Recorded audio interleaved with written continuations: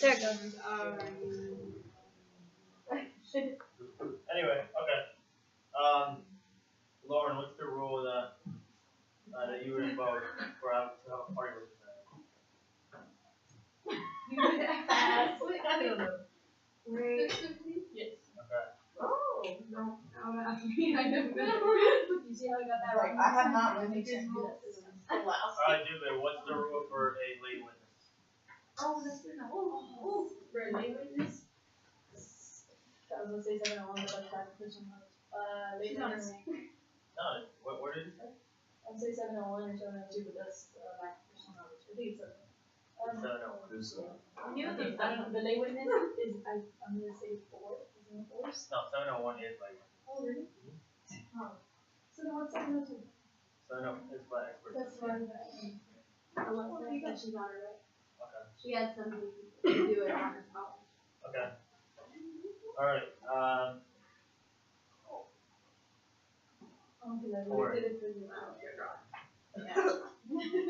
what's the rule for to determine the scope of the cross examination?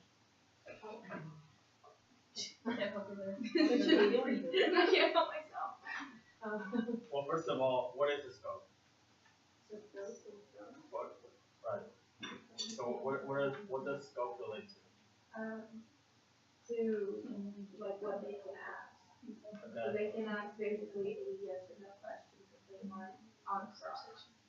And then redirect and recross is based off, like redirect is based off the cross, and recross is based off of redirect.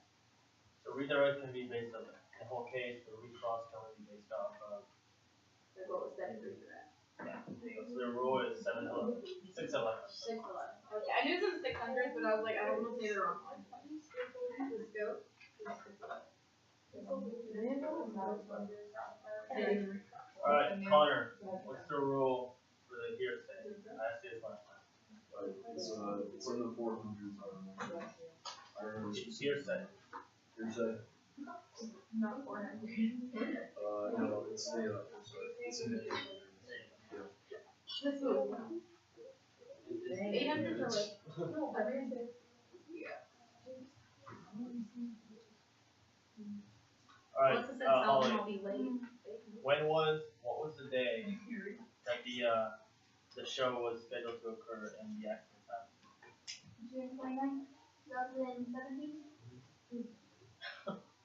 Why do you seem so sure? Because I almost said August. Okay. Roha, who's the plaintiff? Tori, who's the defense? Defense is Danny Joseph. Connor, what was the name of the chimpanzee? Elias. Elias. Lauren, what are the only 2 witnesses that can testify for the plaintiff? Because in Elias. It says that She thought it was 6:30, not 6. She forgot it was Monday. Okay, that's fine.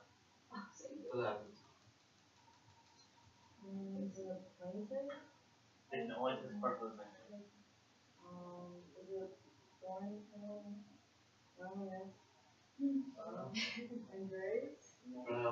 Definitely Grace.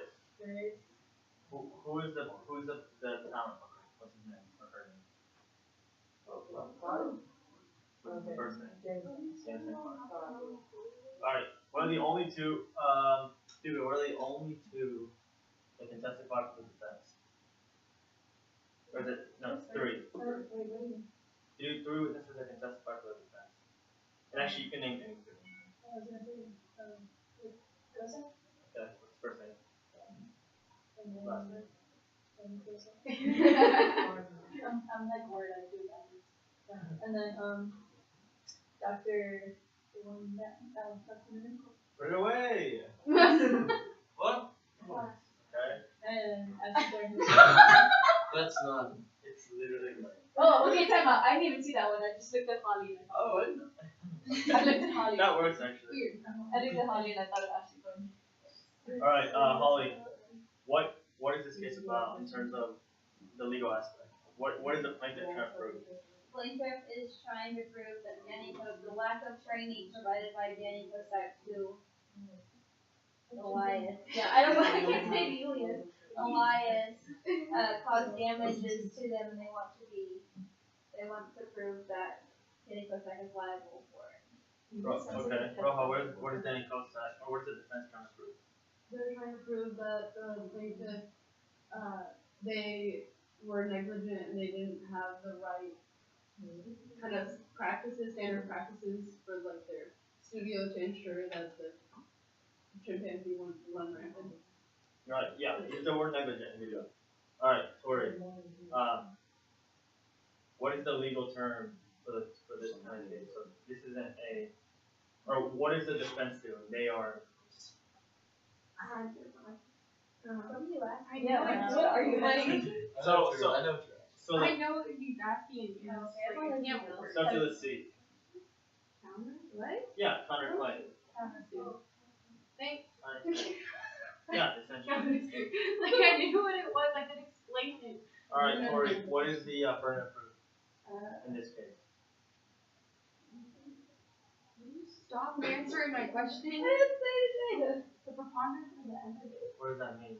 means that they're 51% more likely to there's a reason behind it. Okay. Alright, there you go. We'll get started. I knew. Y'all want to hear about the time that Mario gave us a quiz, and every single one of us failed it? That would be Is that a story?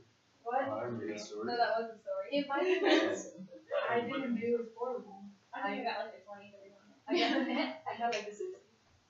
I did give a quiz. That was awful. It was a written I quiz. was so frustrated. Yeah. I'm like, this is like, who's the plaintiff? And people got it wrong. Oh, wrong. And I'm Okay, like, we're not that bad. okay. Okay, time out. He gave us a quiz, like, from one day to the next, in our defense. It's just like, And the case was just as big, and he was like, alright, well, what in the hell did it say at the very end? And I'm just like, bro, I didn't get there. I didn't get there. I didn't get that. Alright, we're gonna go over Dr. Miller McCoy. I believe first name. Rick? He never gives a quiz. I did, and then you guys bombed out when it after that. I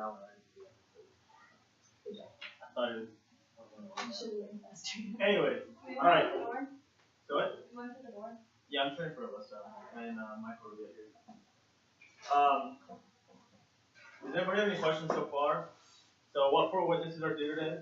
Ashley Barnhill, Danny Kosak, Susan Clark. Emerson Clark, and Dr. Oliver. There you go. Alright, and you guys are good with that, right?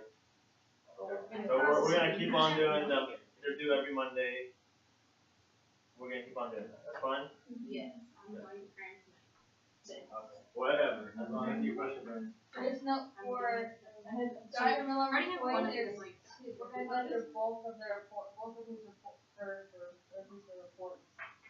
So keep both of them in mind when you're writing questions. It doesn't mean you have to write two sets of questions. You know what I mean? Like, since he can only be called to the defense, that doesn't mean you write a set of cross questions for this one, and a set of cross questions for this one, and a set of direct this one, direct this one. They're like combined. Yeah. If that makes sense. So like, this is a report done on July 13th, and this one's done on July 16th. Oh, yeah. Or December 1st, Mario Kart. So you can only use one of them in like the one trial, like whichever one you choose. Yeah, those You can't ask anything from the other one. So we're putting them together for our questions. Yeah, that's it. I just want to I give have to approve your book. now. The second part. Like that was like one of the first things we read too. Ollie, Like on the all schedule, the it's videos, Dr. like Jones. these people can only be called for this. Oh, and then Hunter Cooper. And then like that one. If you No, just Hunter choose Cooper is you can our choose swing one. witnesses, so it's after this one. So today we're just going. We're just going over both of these reports. Okay. Let me ask you something. What is the school? The swing witness is the swing witnesses are the Remy Hollis, Hunter Cooper, Heather Delabana, those were. Can I take a guess? Yeah, Does that mean that they can be called by either side? Yes, correct. Harperville. Did you- Yeah. Because those are the ones that I can't specify that we have to call. Where's the schedule, Holly? On here. Go back. It's gonna be with the mock trial, or it's gonna be the mock trial contract Yeah, I click on it. I just update it strictly on the contract, so I just emailed them the updated one. Alright, let's go ahead and get started so we can get through it. Is everybody ready? Everybody there? Alright. Alright, Ben. Do what you do, man. Danny Kosak's legal team retained me on June 13, 2018 to assess the incident that occurred on the set of Millen's After Dark with Alice Grace on June 29, 2017. In the following report, I assess the environmental context of the incident created Hey, by this is the second one. Oh, see, I was on the first one, I highlighted things that I don't know. In the following report, I assessed Dr. Hawkins' conclusions regarding one, the reasonableness of Danny Kosak's use of Elias, a common chimpanzee, for an apprentice on Midlands After Dark with Alex Grace, and two, the quality of training given to this chimpanzee by Danny Kosak. Furthermore, I assessed the environmental context of the incident created by the staff of Midlands Television Studios and Danny Kosak on June 29, 2017. For my 36 hours of examination in this matter, I'm being compensated $650 per hour, which is several $100s per hour higher than the standard hourly rate in this field. However, I like to believe that my clients are getting the quality of work that they pay for. If I'm called to testify at trial, I will receive a flat fee of $3,200 as compensation for my preparation, travel expenses, and time spent in court. Alright, know how much this person is going to pay and what essentially what they're going to do, what they're doing. And notice that, Ben didn't read this, but notice that this report, under the background, this is for, he's assessing the findings by Dr. Hawkins. Yeah. He's not just assessing it himself, he's not assessing the situation, he's assessing Dr. Hawkins' analysis of it. So, Alyssa, why would we bring up this witness? And what would be the defense's point? You're right, but what would be the defense's point in bringing up this witness? If he's assessing Dr. Hawkins' report. Oh, Hawkinson? Okay. You said what would be the defensive point? Of bringing up this expert. Yeah. Hawkinson. This one.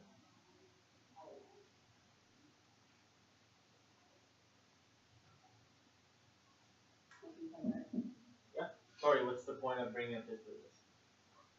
Basically to discredit everything that the plaintiff is trying to put out there about the negligence of the person and not training him enough.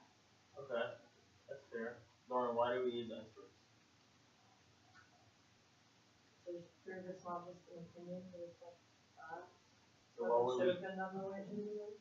So why would we use an expert versus not an expert? Expert. Like, why would we bring up this expert for the test? What are you gonna ask? Like a jury would believe them more than, like, just what Danny Kosak is saying. And what Alex is saying. Right. So what I'm trying to get at is, here the plaintiff's case is gonna go up first, right? And they're gonna bring up this expert. It's gonna make it seem, oh, their case is 100% done. Here comes the defense on the defense is gonna come and strike, right? And now we're gonna use this expert to discredit everything that the other expert said. Now we're poking holes in their story and making ours more credible. So we would use this expert essentially to discredit their expert, to poke holes in their certain testimony. But yes, essentially yes. Sorry, go ahead, Ben. Okay. That's possible. I'm currently teaching doctoral candidates at Columbia University as a visiting professor of ethology. Columbia University is facilitating my continued research into the emotional intelligence and altruistic tendencies of primates. I received my Bachelor's of Science in Biomedical Engineering from the Georgia Institute of Technology in 2001. In 2004, I received a master's degree in both ethology and zoology from the University of California, Davis. From June 2004 to August 2015, I worked with the University of Oxford's team of animal behavioralists in the Mahale Mountains National Park in Tanzania.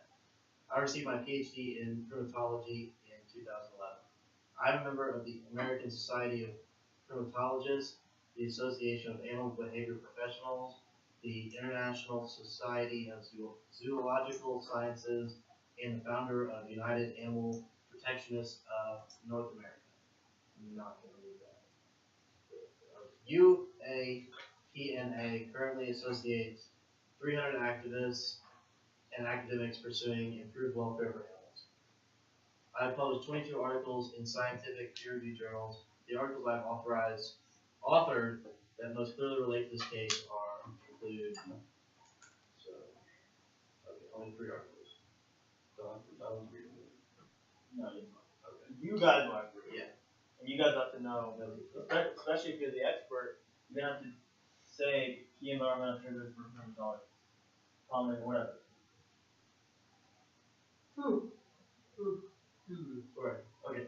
Prior to this case, I have been retained as an expert in a total of 6 cases. I provided my expert opinion on 4 cases involving primates, each time for a civil defendant. For the other 2 cases, I provided my expert opinion in cases involving dogs. However, none of these cases went to trial, and I have never testified as an expert at trial before. I have no specific hands-on experience with the training of primates or other animals for the use of entertainment shows. On September 21st, 2017, before being retained, I contacted Danny Kosak directly to offer my expertise as an academic. I've seen news coverage of the incident and was interested in getting a better sense of what had happened. In addition, I had hoped the high-profile nature of this case will lead to more private consulting work for me in the future, which was a minor reason that I agreed to be retained. Kosak did not return my request for contact until Kosak's team officially retained me on June 13, 2018. All right, Holly. Yeah.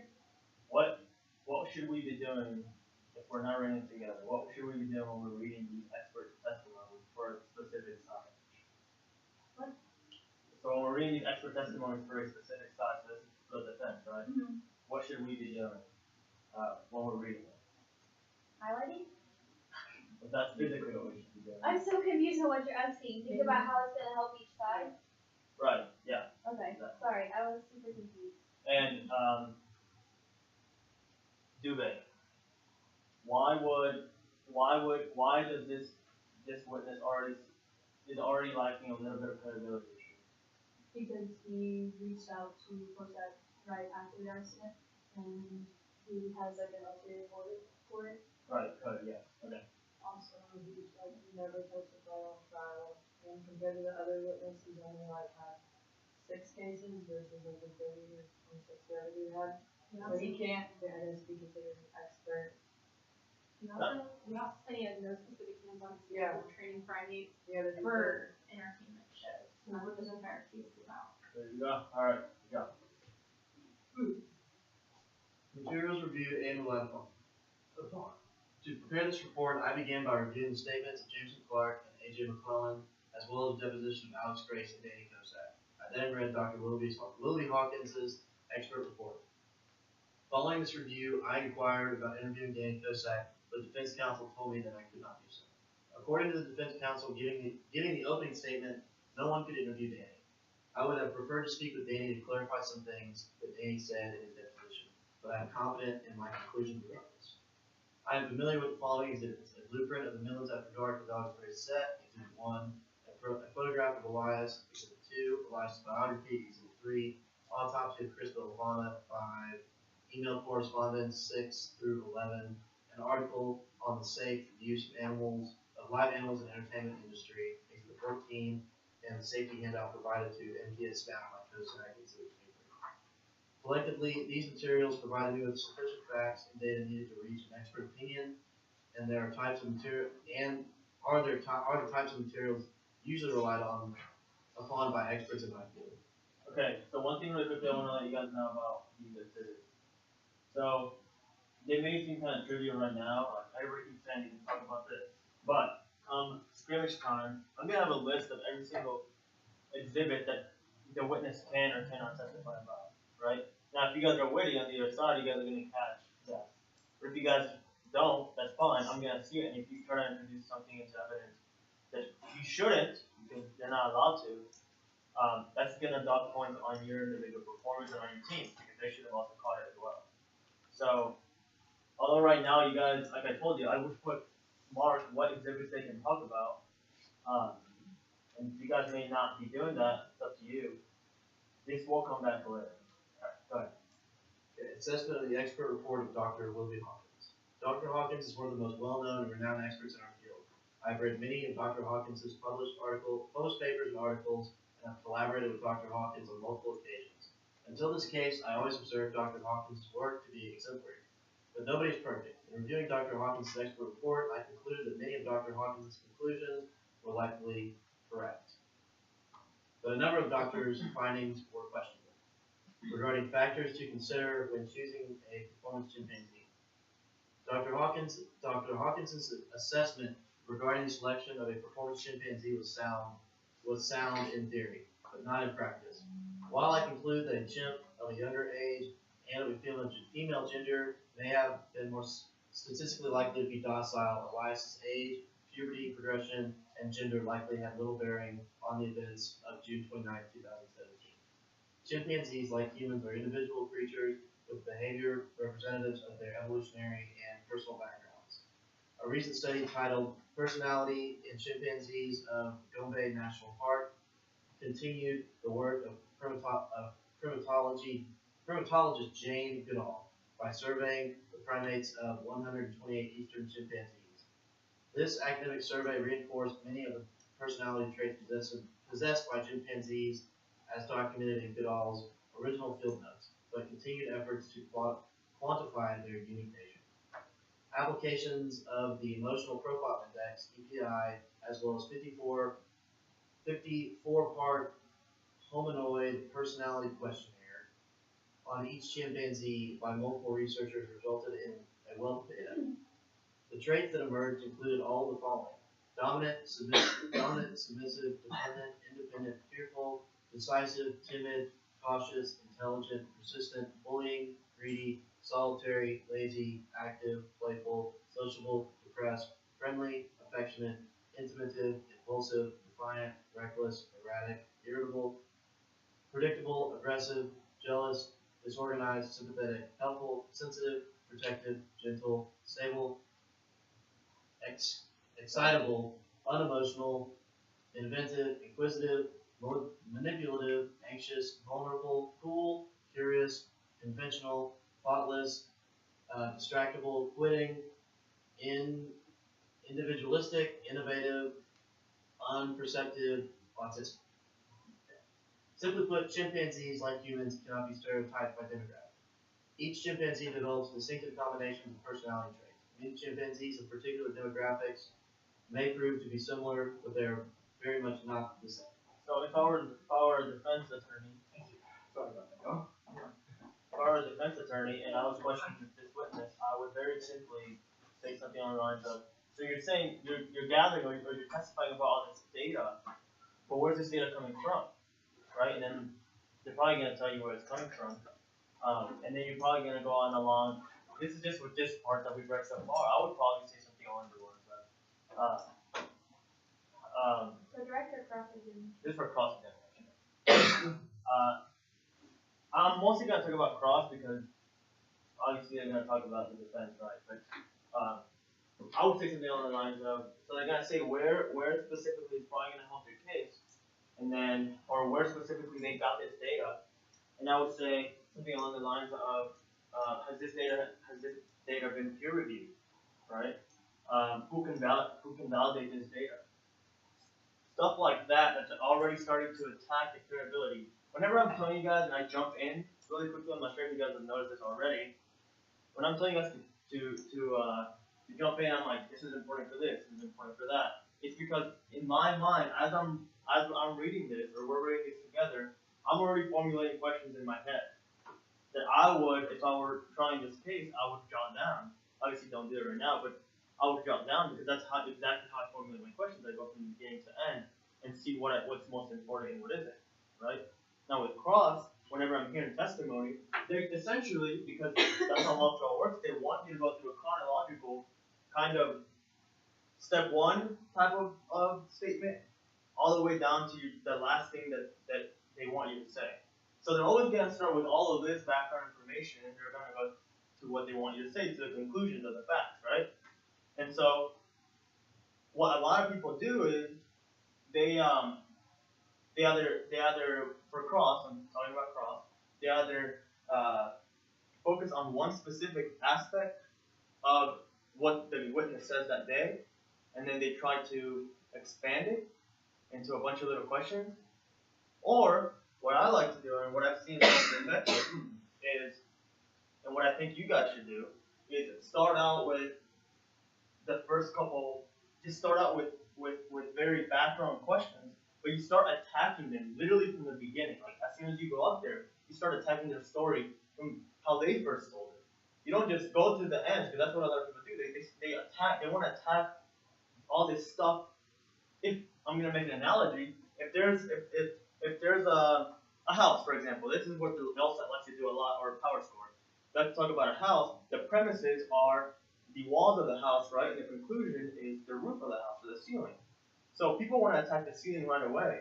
But I recommend, which is what I do, and I think that's what Hollywood do as well, start attacking the premises, i.e. the background, the foundation of the house, right? So you start by doing that, by poking holes at their background, and you do that with either side. So that's my recommendation to you about how to make questions. I know I don't really talk about too much about how to make these questions, but I'm gonna start to more so you guys understand what you guys are gonna be doing to everything. All right, go I ahead. have a question. Yes, sir. So, I mean, like I don't know how relevant it is, but let's just say, Yeah. like if you're gonna play this witness, if the attorney that was crossing this witness wanted to just be like kind of spiteful and actually ask you to talk about the applications for the motions profile index, would you actually have to be prepared to recite all the things that like that? No. Many lines it is at the end of this. No, because here's the thing. Even if they ask you to do that, and you said, I mean, I'll count them for you guys. Since you guys, I'm not doing that much when it comes to questions. I'll go actually and I'll count. And the opposing attorney can say there are over probably 25 different adjectives on that list. It is impossible to expect my witness to memorize every single one of those adjectives. Nonetheless, this is irrelevant. You know, whether they know the difference between sympathetic and sensitive. You know, like, so they could do it, but it's going to be a waste of time on their end. And the judges understand that. Okay. But, Go ahead. No, that's fine.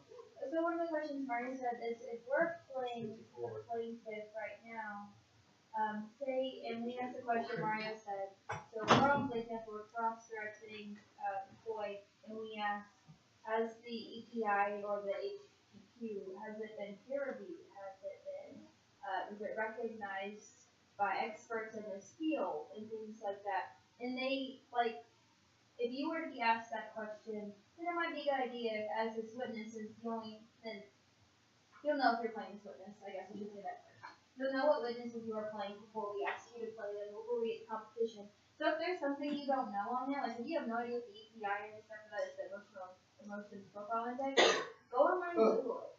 Because they will ask you something like that. When I was telling Rohan this on our way back from the Chris's boyfriend, they will ask you anything to try to make you seem like you're not an expert.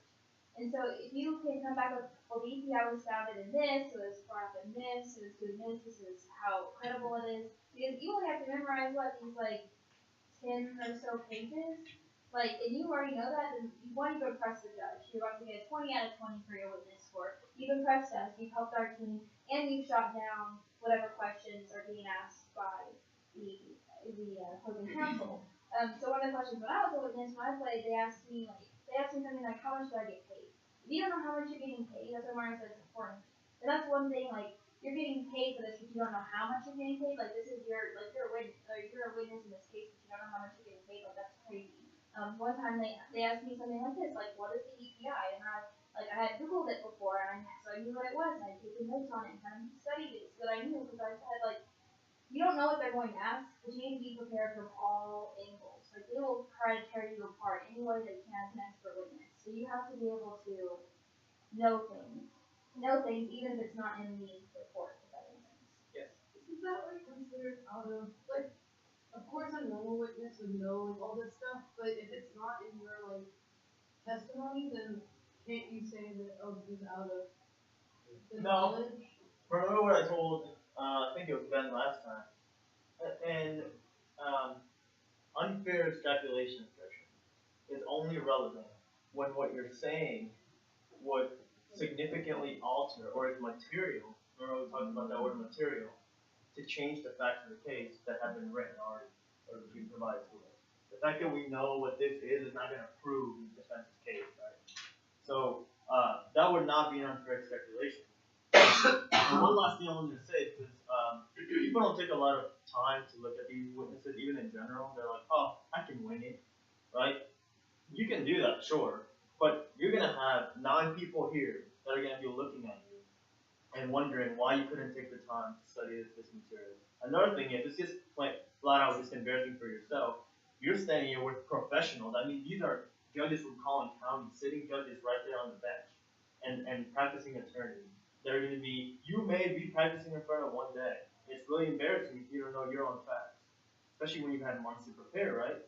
So take pride in understanding these little things, because these things are not just going to help you with the case and help you guys grow and learn. They're going to help you also with everything else, like your schoolwork, everything. So, which is something that Holly was talking about. If you don't know something on this case, go look it up online, like on Google. It takes 30 seconds to just research what the heck is an EPI or whatever, in terms of primates or whatever, and it's going to tell you very specifically, write it down on a note, put it there, and then when they ask you, like, you'll be prepared, you know?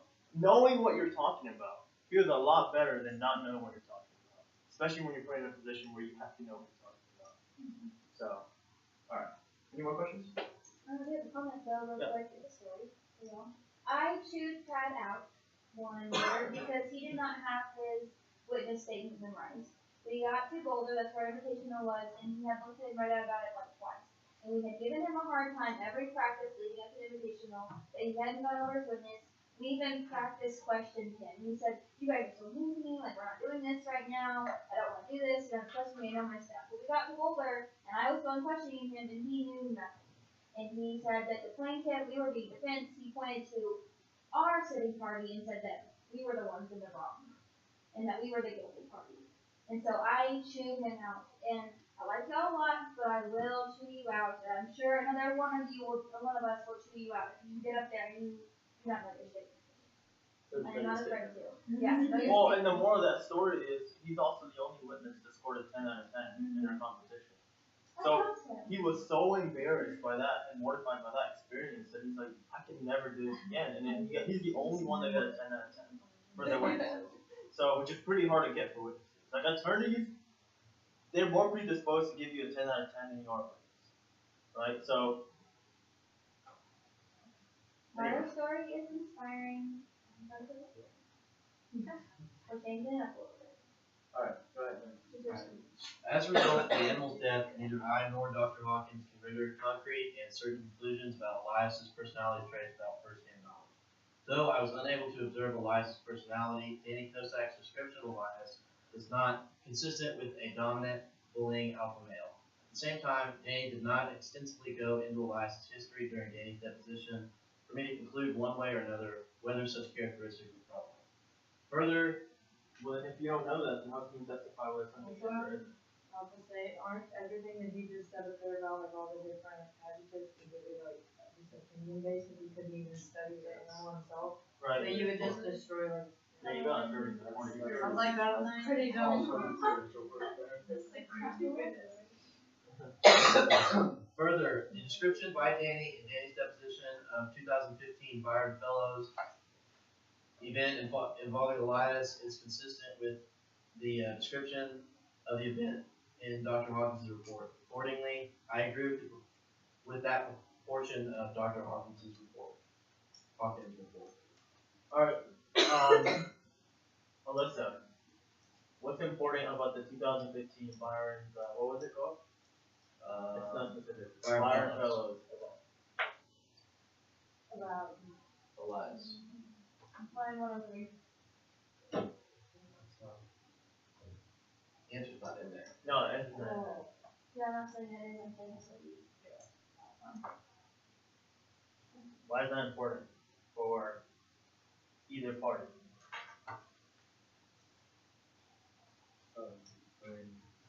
Hold on, let her answer that.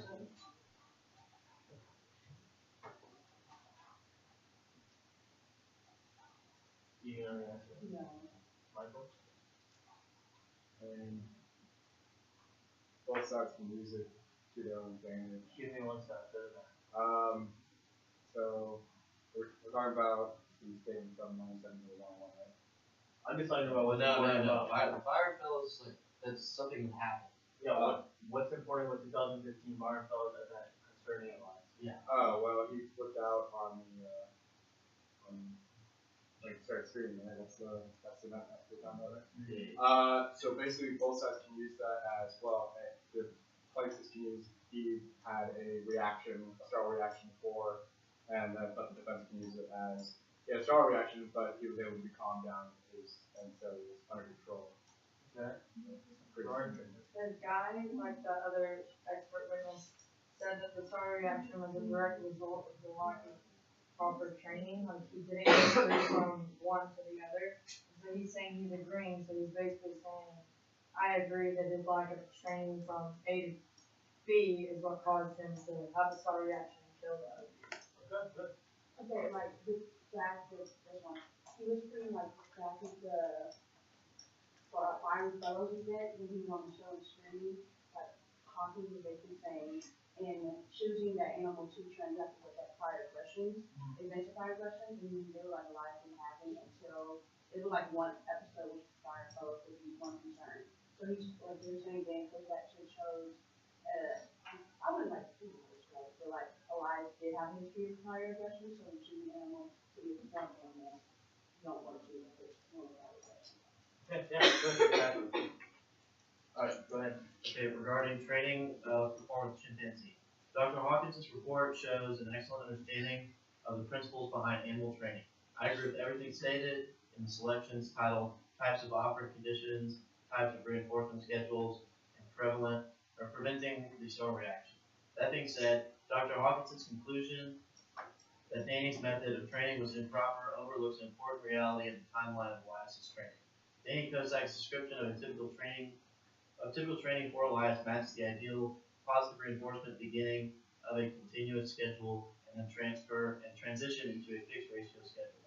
However, according to Danny Kozak's statement, Elias was booked on May 31st, 2017 for his appearance for Midlands After Dark. Kozak began training for Elias' new guest trick upon finalizing the booking, giving Elias less than 4 weeks to adapt to the training. Given this reality, I believe that using only a continuous schedule was a reasonable training strategy for Kozak to use. That being said, I concede that several well-known experts in the field have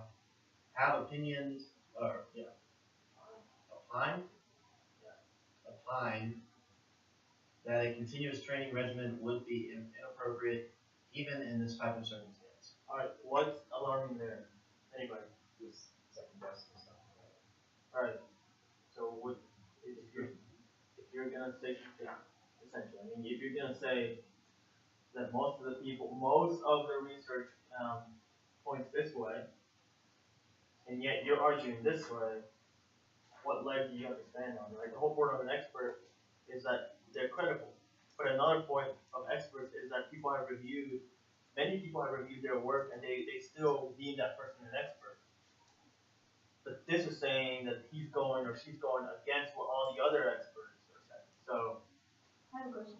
yes, ma'am. So, would you be able to use this in a cross-examination with Kozak? Just because I know this person brought up the timeline, but like us generally, let's say we came up with a timeline. Whenever he agreed to it, he was like, "Yeah, I agreed to this thing." When he knew he needed to like do the training, he had to argue it. Why didn't you push for a further date? Yeah, I mean that's what I was thinking about whenever I was reading. Whenever he said something about given that he was only or she was only given 4 weeks, this was the appropriate schedule, right? But that assumes that this other date could not be moved, and yet we know from what we read that the date could have.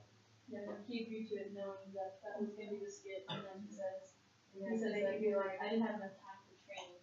So, can you argue that? Did Kozak want to get on as soon as possible because his animal sanctuary was shut down. He wanted to get on as soon as possible to get money. Yes. So you can count on that. Or publicity. So we can only ask that question of Kozak if this expert witness has gone first, because Danny hasn't had the opportunity to read McCoy's statement. He only knows his, or they only know their statement, if that makes sense. So if they let McCoy go first, and then Danny second, or Danny third, or as long as McCoy goes before Danny, then we can bring it up. We can say, were you present for Dr. McCoy's statement? Yes, I was. You did hear him say that May 31st was like too short of time to finish your training? Yes, I did. And you didn't push for a later date? No, I didn't. You actually wanted to be sooner? Yes, I did. Can you still bring it up though? Because like. I mean, even Danny Kosak in his own statement said that he didn't have a lot of training time. So. Yeah, like let's say we go to like Yeah. the competition or whatever, you know how we can set a timeline. I don't know why You can it's put up, like you can. you had like a make timeline of it. your- You can this happened here and knowing that you got this many weeks. 'Cause he did say exactly what it was. I didn't have enough time. That's why I didn't do it. Well, and here's the thing, really quickly, with that, Holly's right, but even if, They don't call Even- this witness first. Could you go either Well, way, right? even if they don't call a certain witness a certain schedule, you use your teammates, kind of, you use each other to build up your case, right? So let's just say that Kosai goes first, then you start to say, you didn't have enough time to train, did you? And not here, and then the answer is going to be, I had enough time to train, but not properly, right? Or something like, I needed more time type of thing, right? So now you've already implanted that idea. Now you're gonna come back with this witness, if they use this witness, and you're gonna be like, it was in fact true that Danny Kosa did not have enough time to train this animal in the proper way, correct? And then they're gonna say this. Do you guys see how like it's kind of time? That's the whole point of strategizing before. You start to tie it in. No matter who they put up on the stand, we already have a plan on how we're going to attack. Every single person, you guys remember when I said every single witness has an end goal to them? That's including the cross as well. So if, let's just say Alyssa's cross-examining one witness and her end goal is just to get them to say really this little point, so there's a bucket, and Alyssa just has them, that wants them to build up like at least a 10% of the bucket, and then here comes Rohan and starts to cross-examine, and it's gonna take that 10% and it's gonna double it or triple it, and now we're at 40% of the bucket halfway, and then you're just gonna come Connor is just going to fill up the rest of the 60 for our plan. Does that make sense? So that's where having chemistry with each other and understanding what you guys are trying to do and practicing and understanding the case matters, right? Because everybody has a point in what we're going to do. Yeah, we need to do postulated artists. Huh? Team bonding. What did you say? Team bonding, like artists. Ha. Awesome. Kind of going along with that, how would we create a counter argument to the defense in that case? For the continuing schedule? Yeah. Well, you could say that Elias has performed before, and so although Elias has not performed specifically under these circumstances, Danny Kotek has worked with the chimpanzee enough to understand that even though a continuous schedule is not ideal, But it's true though. And you can also argue that he already knew all the commands, but with words.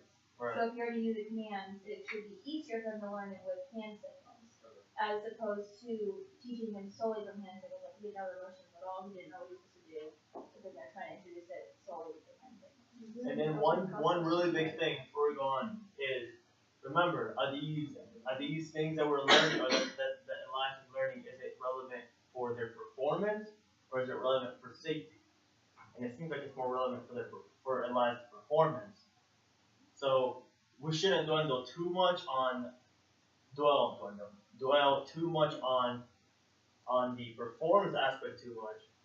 Let's start seeing where we're gonna attack with the safety aspect. Where did Denny Kostan mess up, or Dr. Hawkins mess up, or whatever is about to be said in terms of the safety issue? Because that's essentially what we're trying to case, right? All right. Okay. Assessment of environmental factors and context. When dissecting an animal's behavior and behavior's possible causes, it is critical to look to the animal's environment or stimuli that may have encouraged or discouraged particular patterns of action. To the best of my knowledge, Elias had no history of attacking humans prior to June 29, 2017. But I could not confirm this with Danny, nor did I innocently research the issue. If this is true and the behavior was indeed not part of an established routine, the motivating stimulus or stimuli for Elias' actions are likely found in the environment surrounding the incident. Elias may have attacked Chris Villafana not because Villafana directly contributed to stimulus or stimuli, but rather may have been the target of misdirected aggression caused by the stimulus or stimuli. I analyzed the safety handout provided by Danny Kosak to MTS staff as well as the MTS staff witness statement to investigate possible environmental causes for the attack. Regarding safety guidelines for Elias and Danny Kosak's upcoming visit. The guidelines provided by Danny Kosak are similar to many wild animal safety handouts I've seen in sanctuaries and on reserves. Many of the following are considered to be universal triggers for chimpanzees or reserves. I considered whether each item may have triggered Elias's behavior below. Item 1, presence of other animals. When deposed, Alex Gray specifically mentioned a cat wandering to the studio. Jameson Clark mentioned owning 2 cats in their statement. The presence of cat hair cannot be ruled out as a contributing factor to Elias's behavior, but I have not seen any specific evidence that Elias observed any cats or was provoked by the presence. Item 2, the smell of food. Numerous references to chicken are made in MTS's staff statements. The smell of food cannot be ruled out as a contributing factor to Elias's behavior, but I saw no specific evidence that Elias smelled any food or reacted to it.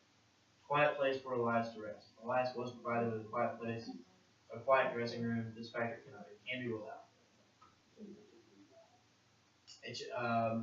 Time to acclimate. A chimpanzee should be left to explore a space for no less than 60 minutes.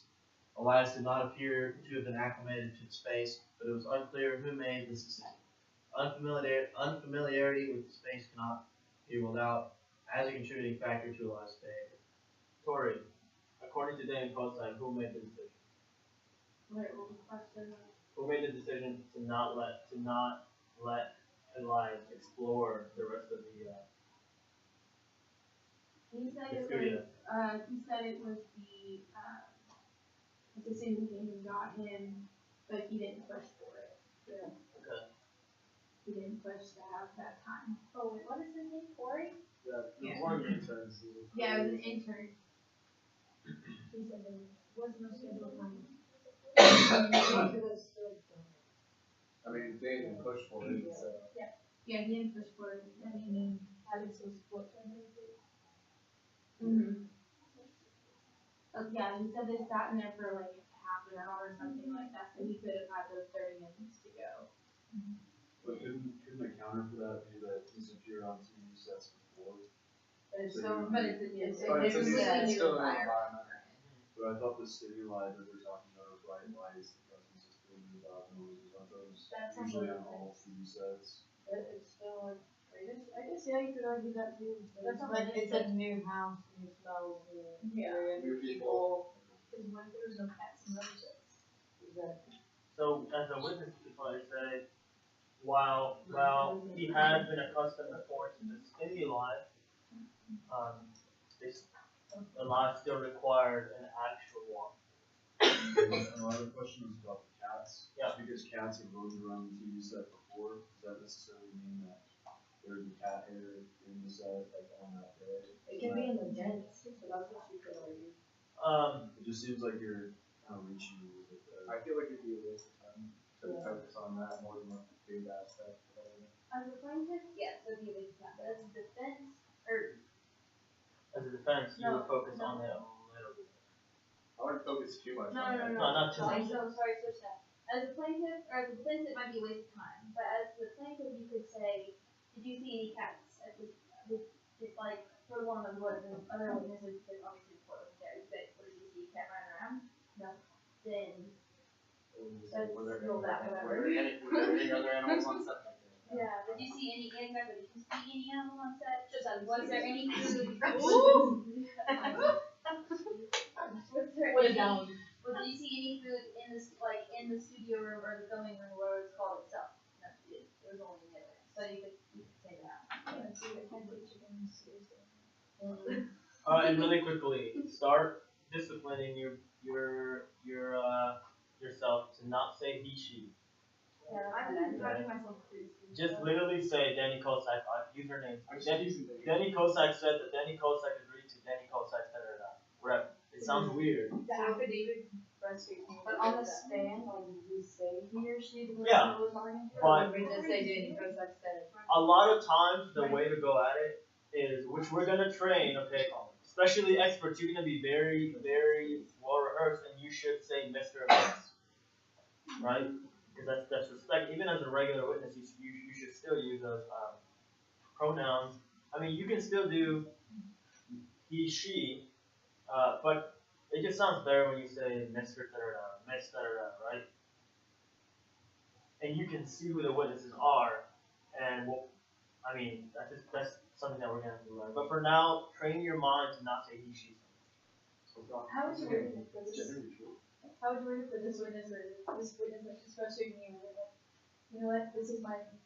Like, they don't say opinion, but this is what I believe. But it points this way. Like, how would you word that? It's just like it's not. I guess it's kind of contradicting in a way. Yeah. But I mean, that's why you would cross the kata, and for defense, you stick to the fact that they're experts. you're just frustrating me. Like, I cannot determine this, but I think it's this. Yeah, I mean, that should perturb. So yeah. Alright, go ahead, man. Okay, item 5, eye contact and facial expression. It is unclear if this occurred, but if it did, it would likely have contributed to the lies behavior. Item 6, loud noises and sudden movements. No report of this existed prior to the incident, but panic after the initial contact between Elias and Philippana may have worsened the incident. Physical touch of trainer. Witness statements indicated no one ever touched Kosak. However, Kosak's substantial distance from Elias at the time of the attack cannot be ruled out as a contributing factor to Elias' behavior. Elias may have become nervous by the distance and attacked Philippana as a result. Fingers in cage. There is no evidence of anyone putting fingers in Elias' cage. This can reasonably be ruled out as a cause of Elias' behavior. Fresh water. This item is miscellaneous. It should be categorized as a preference. It does not speak to safety. Stage lighting. According to the materials I reviewed, no attempt was made to dim the lights for the pre-show rehearsal unless Elias had an aversion to light Danny Kosak did not inform me of. This is not concerning. Chimpanzees are exposed to tremendous sunlight in the wild. Stage lighting should not have upset Elias. Touch of collar or harness. There is no evidence of anyone touching Elias' collar or harness other than Danny Kosak. This can be reasonably ruled out as a cause for Elias' behavior. Sanitize your hands before and after. This can be ruled out as a cause of Elias' behavior. Encouraging anger or distress. I saw no specific evidence that this occurred, but cannot be ruled out. If it did, it would likely have contributed to Elias' behavior. Awareness of exits. I have no opinion on this matter. Presents persons' awareness of safety guidelines. I have no opinion on this matter. Okay. 2. For 9 and 10, this witness is now saying that these guidelines are not important enough, even though people have already agreed universally that these are 2 important aspects of how to deal with chimpanzees, right? And so you could, if you wanted to, start going on an aspect of, again, now the plan in your head is now you're going to isolate Dr. Miller McCoy to the rest of the experts. And if you want to do that further, you're going to say, so your opinion is that fresh water is not an item, is a miscellaneous item, and should be categorized as a preference. So it does not speak to safety, is that correct? Yes, even though all these other experts agree that every single guideline on here has been listed for specific reasons, isn't that right? I mean, I believe so. So you're not agreeing with the majority of the experts in this field. Does that make sense? Now you're further hurting the credibility, and you're further distancing McCoy from the rest of the experts. And the same thing for item 10. Item 10 is just preposterous. I mean, if most people are going to say, or most experts are going to say that stage lighting would affect, then it makes sense that it probably would affect. And the analogy of sunlight to light. Yeah, I was about to say, like, I think it's kind of that's a huge stretch from. It's a difference, right? We know as humans, I mean, we know, most of us have not been on, or are not constantly on live TV shows, but that lighting, I know that is very piercing, and it's not the same as the sun, which is very natural. It's very hot as well. Right, so that's another point you can bring up. Alright, go ahead. I cannot conclude which stimulus or stimuli were responsible for Elias' behavior. However, it is my professional opinion, to a reasonable degree of scientific certainty, that Elias's attack on Chris Villafana was a result of Elias experiencing a storm reaction following an environmental stimulus or stimuli. Given the thorough nature of these guidelines and no mention of any other major environmental event or observation by witnesses, it is my opinion that the environmental stimulus or stimuli that caused Elias's behavior was likely a result of an unfollowed or ignored guideline by MTS. Everybody's reaction on that should be just exploding in a bunch of questions. I mean, why, right? Just the main reason. Why? Why are you saying this? We'll see. Like you really just was like went through like, maybe this My is favorite part of this is that person. Right. Conclusion. Danny Kosak's decision to bring Elias to Midlands After Dark on June 29, 2017 was responsible. Reasonable. Even though Elias's track record of successful performances, as well as Elias's general demeanor as described by Kosak, in no way indicated he was likely to attack a human. In my professional opinion, no changes to Elias's training could have prevented this incident. The cause of Elias's attack was likely introduced by environmental stimulus or stimuli based on my review of the safety handout provided by 2 MTS employees. The storm reaction experienced by Elias likely would have been experienced by any chimpanzee. I do not believe that Danny Kosak was responsible for the attack.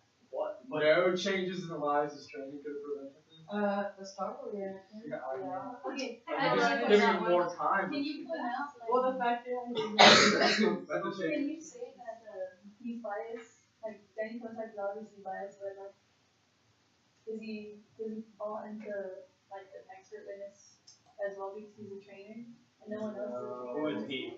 Danny. Danny Kosak's son. Danny Kosak. Could you argue that Danny Kosak is biased? Yeah, because Or that like, Dr. Miller McCoy is biased?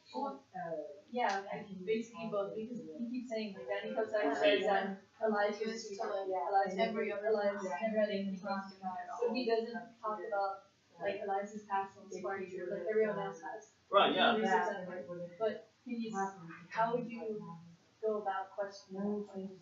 I mean, you literally just straight up just say, I mean, you have no reason whatsoever to conclude these things. Well, I believe based on my analysis of the deposition, this and this and that. But you have no scientific proof that this could or could not have led to this attack, do you? It's just your opinion, is it not? And then objection, it's an expert opinion, Your Honor, it could be its opinion, but there's no expert opinion on this matter because the expert has not provided any factual, scientific proof to give this type of opinion. And there's actually an objection on that in part of the rule. Hold on. So, I you know. could say that Norman McCoy is biased, not guaranteed he's biased, or Yeah, he's biased. or because if you would prove that he's biased, or can you just like if you had very last question is who's paying you? How much are they paying you? Well, not just that part, but I'm saying like he's like I'm the also only gonna knowledge point that this he out. has on Look the at his bias. email for a second. The website that he listed is animalprotectionist.org. But like what I was trying to say is that like the only knowledge he has is Elias' personality. He said in the video, you can't say yeah, there's no criteria. He's like, but then he goes like said he was very sweet. Yeah, exactly. Like how we definitely So just Did you ever work with any mental Finding. No, I haven't. Have you ever worked with any before? No, I haven't. Have you ever worked with primates that were alive, age, gender, training, like that kind of thing? No, I haven't. Have you ever worked with any primates who have been before? Literally my favorite show. So how can you say this is this? So you're basically like, I like what they said. I mean, I've never like that. Because that told you. Like, then that kind of proves that he doesn't have any scientific knowledge. Hey guys, if you guys want a good understanding on how to direct or cross a witness, and I'm probably about to add a lot more work for her, ask Holly. I mean, that's essentially what won her the best, like, one of the best attorney awards when we all competed, was her work on an expert witness. So, if you guys, for these questions that you guys are about to make, whoever ends up playing the witness, she played and directed and cross-examined witnesses, expert witnesses. So whenever you guys are doing that, ask Holly. I mean, I mean, she was one of the best in like 40 plus schools I computed for doing that. So. It hurts when you see me. No, I'm kidding. I was very proud. All right. Mario. Can we take a break before we go on to another one? Yeah. All this. This is not gonna take that long. Okay. Real quick, well, yeah, issue don't be like all of the okay. Also, the background information is the same. Education experience information is the same. All of this is the same. Are you? The only difference in this affidavit is materials reviewed. So if you notice, he reviewed Jameson Clark, AJ McClellan, as well as Alex Grace and Dave Kosak, but did not review the deposition of Wilby, right? I don't think it's the exact same. It's not the exact same, but like I said, Well, no, all those parts are the same, but the materials reviewed is different. well, just go ahead. We'll read it. But if you're reading something that you're repeating, I'll just tell you to stop and we'll just go on section by section. It's a lot the same. There's a specific thing. Because the shift of the focus, the shift of the witness changes in this one. So it's not reviewing the report of the Hawkins, it's reviewing the other witnesses. So Danny Kosak's legal team retained me on June 13, 2018 to assess the incident that occurred on the set of Highlands After Dark with Alex Grace on June 29, 2017. Wait, are we taking a break or are we going on? No, you can take a break. Just give them 5 minutes. It's not gonna take this. This one's not gonna take that long.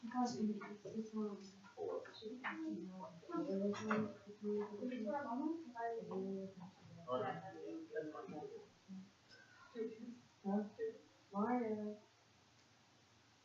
How would we cover tracks if they're on defense?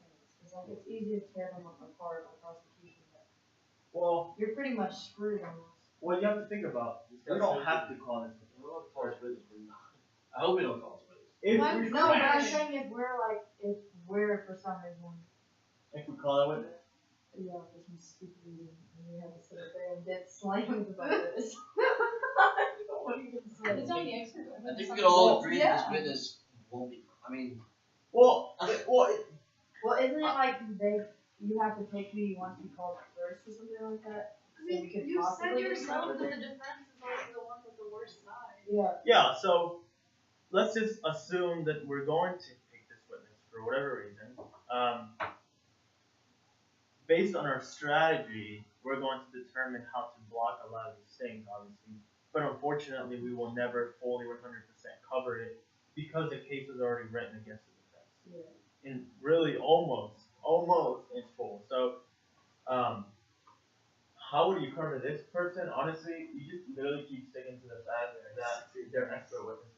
You think that Also, because So you you're actually have screwed. to win the trial either way, as long as you're prepared for what objections you're gonna make. Exactly. And carried out in an effective way, and you sort of the points for it. right? exactly. There you go. So even if the Damn, there's a reason. only thing that I want you guys to understand that if you're playing the witness, right, and you're getting destroyed by the prosecution, right? Understand that your goal should still be, as an expert witness, not necessarily to sit there and start fighting with the attorney, right? Because you're supposed to be unbiased and factual. You're not supposed to be prejudiced in the way that you think. You're supposed to be very, very unbiased, and you should present the facts fairly, right? So it is this person's opinion, but this person's opinion is based on factual information. So as an expert, you literally just if you're getting destroyed, you literally just stick to what you have. So you're gonna say, "Here's still my opinion due to this," and you're gonna be like, "Well, right? Like let's just say that they keep attacking, like we've been playing about attacking, and you're gonna keep on saying yes, and then you're gonna say, so you really have no basis to opinionate on this matter, do you? You're like, well, I do have a basis because I am an expert witness, and based on the stuff that I've read, this is the conclusion that I've made, right? So you don't. One thing that you have to understand about mock trial, which Connor's right, it's not necessarily about who wins or whether someone's liable or not. It's about how you present the facts. Therefore, don't sit up there and give the other side ever the opportunity to show that they got you. And Mr. Daly told me that a long time ago, my mentor. He's like, I never, even though there's times where like he knows he's screwed, he never shows the other side that they have it, ever. And he's one of the best people I've ever seen to do that. I mean, he will sit up there and he has the most plain expression, whether it's something good or bad, just plain, right? And that's why people very seldom meet Mr. Daly, because literally, like, he's so calm and collected all the time. You know you screwed up. Everybody knows you screwed up. But don't dwell on this screw up. Just literally keep a calm face as if you don't know that you screwed up, and I promise you it's going to go on. I mean, I told you guys before. Oh, sorry. You're fine. I gave a closing one time in high school, and I tried making an analogy to the president, and it completely backfired. I mean, it was embarrassing. And walking back to my well, as I was doing the closing, I started feeling I was sweating because I knew that I screwed up. I mean, it was bad. It was embarrassing. I had these rooms. Mr. Daly was there. Like, my mentors were there. There were multiple mentors there. I did really bad, but the point is, I stuck to it and eventually saw it through, right? And so it was a learning experience for me. I didn't do that again. The point is, though, that's literally what you have to do. You have to sit there and you have to keep on essentially talking. You have to keep on going through the case. And one good thing, and I'm not sure if you guys follow sports or not, but like, I'm a huge boxing fan. So in boxing, you're not going to win every single round, right? But essentially, the whole point is that you're going to win the fight. So you may lose round 5 and 8, and you may lose round 10, but you're gonna win all the other ones. So essentially, if it's a 12-round fight, you're gonna win the overall fight. Maybe, but I love watching it. So does that make sense? So think of it like that. You're not gonna win every single objection. You're not gonna win every single question. You're not gonna get your witness, and you're not going to get them so well. I mean, maybe once or twice have I gone. 3 times have I gotten a witness to say exactly what I wanted them to. Twice is because they started crying in the stand because they got frustrated. But that's it. Out of all the other years that I've done mock trial, the other witnesses that have fought against me. I mean, the trial that I did with Holly, the one that the lady called me too intimidating and called her too pretty to be smart. Like that same one, that witness destroyed me because they were like, I was arguing, I had them, and they would come back with something really witty, and then I would have to come back again, and then they would come back with something really witty, and you have to keep on trying until you have to just drop it. You know what I mean? So at that point, it's about presenting your facts. Good. So does that make sense? And if you feel like if you're on the witness stand, and you're trying to witness, and you feel like they're gonna mess up, or you don't know the answer to their question, this is like a good thing for interviews too. So everything you do in my trial will help you later in life. In interviews, you have this opportunity, and even when you're being cross-examined or even direct examined, there's like certain steps you can take if you forget what you're supposed to say, or you can't think of an answer. You can ask, can you reword the question? Don't use that one every time though. But obviously in an interview, if they say, please tell us about yourself, you know, like, can you reword the question? Like, don't do that. But like those, like you can use that in your interview, you can use that in your cross-examination. Can you rephrase your question? I'm sorry, what was that question? Or you can say something like, what else could you say? So that you can take a moment to think about it. If you don't have to answer right away either. If they're like, tell me what this happened, right? Or can you tell me when this happened? Like, if you're being direct examined by your own attorney, you can take a breath, you can take a pause. And don't think you have to answer right away. And that helps you in an interview too, because you don't want to just say something when your potential employer is asking you a question that's going to just like in a trial. You don't want to say something that's going to incriminate your side of the story. So you can ask, can you rephrase the question? You might ask it in a different way, or just pause and take a minute to breathe or something like that. Make a sneeze if you have to, just so you have the chance to think about what you're going to say. Which leads me to don't be like their team. Okay, and then you guys know that you may remember this on the and they got nervous, so it makes sense. But just because you're nervous, or just because they were nervous, they thought they had to answer right away. And a lot of things they were saying, I mean, were so unequivocally against our side that they would say it and then realize, oh, I shouldn't have said that, right? So no one. You're not going to jail here. No one's going to jail here, right? So take a minute to just calm down and go through the progression of the case. And then don't ever answer just because you think you have to answer. That is ridiculous. Please don't do that. Listen to what people are asking you to do or asking you, and then decide to answer. Right? Don't just say, oh, I know those 3 words. Okay, now I know how to answer. Like, no. Alright. Or repeat the question too. Like, okay, I'm gonna clarify this is what they're asking. Like, even if you know what they're asking and you know what the question is, it will give you more time to think of an answer. Don't do it every time because you only have 20 minutes, and then you'll seem like you're just. Don't have enough time to tell me that, like, if that comes to a point where you know that your witness shouldn't say something, make an objection that isn't even like a real objection or something to delay time so they can think. He said he did it in court once and it wasn't even like a real objection and they sustained it, so they didn't have to answer it luckily. Yeah, that works. Just try not to delay just time. please don't make it relevant. I mean, that's to go to. If you're gonna say relevance, have an idea why what they're saying is relevant. Because if you're like Relevant, I don't know why. like Elias, oh, chicken wings, objection, Your Honor, relevance. Then you just look like you should have known the fact that chicken wings was relevant, right? But And don't do out of scope of knowledge either. If it's something that they said. A lot of times, like, even I confuse this, like, I confuse sometimes, like, with the lack of personal knowledge. Sometimes it's like, it's not lack of personal knowledge, it's actually hearsay. So that's something that makes you differentiate, especially with the deposition, like I said. Like, it's not lack of personal knowledge, it's that it could be objection hearsay because they're talking about someone else that they weren't really there. So, kind of distinguishes. I'm getting so hyped though. I'm so excited.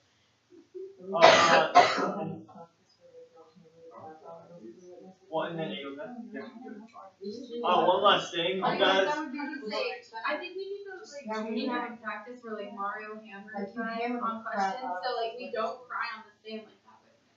Well, and then one last thing that speaking to that, you guys I'm gonna probably say this a lot at the beginning, which is literally like, and what did Alex Grace tell you? And this is gonna be you guys. And then you're clearly gonna have to be getting up, or you're not gonna want to. So then the question is answered, so you sit back down. No, like, yes, I promise you, stand up every time right now, okay? The day of trial, don't stand up and object to everything, unless everything they're saying is objection, right? But if it's not objectionable, like in trial, in the competition, don't stand up and object. But right now, like, take your chance, even if it's just completely wrong. I promise you that's how you learn. Just stand up and say, objection, Your Honor, this is not relevant because da-da-da-da-da. And I'm going to hear relevant and be like, alright, how is that relevant? And I'm going to go through what you guys are talking about. And the other side, I'm going to be like, response? Even if you guys are just 100% right, I'm still going to ask for a response. I agree. I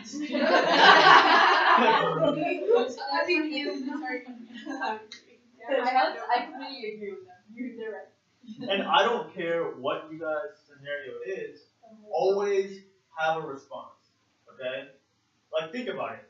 How many times have you guys had a situation where you guys, I know you're clearly 100% wrong, right? Yeah. But because for the most part, a lot of us are type A's, we're still gonna argue it anyway. Yeah. And we're gonna stop going towards the actual like fact, and we're gonna start arguing like the little details. Mm-hmm. That's what you're gonna do when it comes to objections. If you have nothing else, We're getting really abstract. My favorite is being repetitive with it. Just like, what you have to say exactly what I said before. That's all.